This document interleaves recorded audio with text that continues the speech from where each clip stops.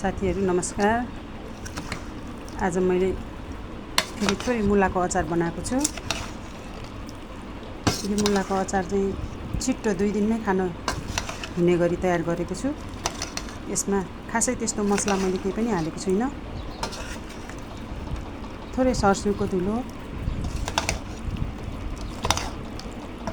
अनि अलिकति आलसको धुलो पनि हालेको छु र बास्नाको लागि जिराको धुलो पनि थोरै हालेको छु। हरियो खुर्सानी टुक्रा टुक्रा गरेर काटेर हालिदिएको छु र लसुनलाई पनि अलिकति टुक्रा टुक्रा गरेर हालेको छु।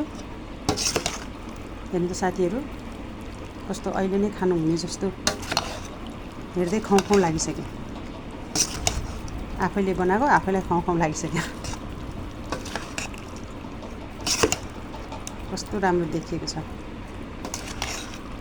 मुलाको अचार कस्तो मिठो बास्ना आइरहेको छ। हेर्नु साथीहरू। अनि यता फेरि अर्को बफको अचार अघि नै तयार गरेर राखेको यो थोरै बफको अचार थोरै अर्डर आएको थियो।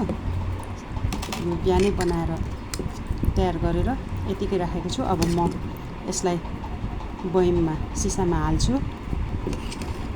सिसामा हालेर म हजुरहरूलाई देखाउँछु। ल हेर्नु त साथीहरू,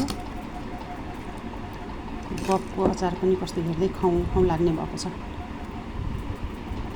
हामी बफ खानेलाई त सबै आइटम बफकै मिठो लाग्छ साथीहरू।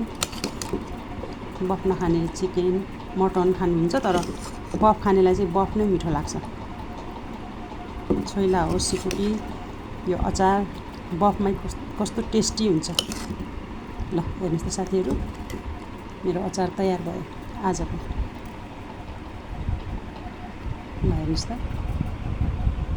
मुला कस्तो मिठो बास्ना आएको छ त मुलाको। आज मेरो घर बसेको मेहनत हो। ल धन्यवाद साथीहरू।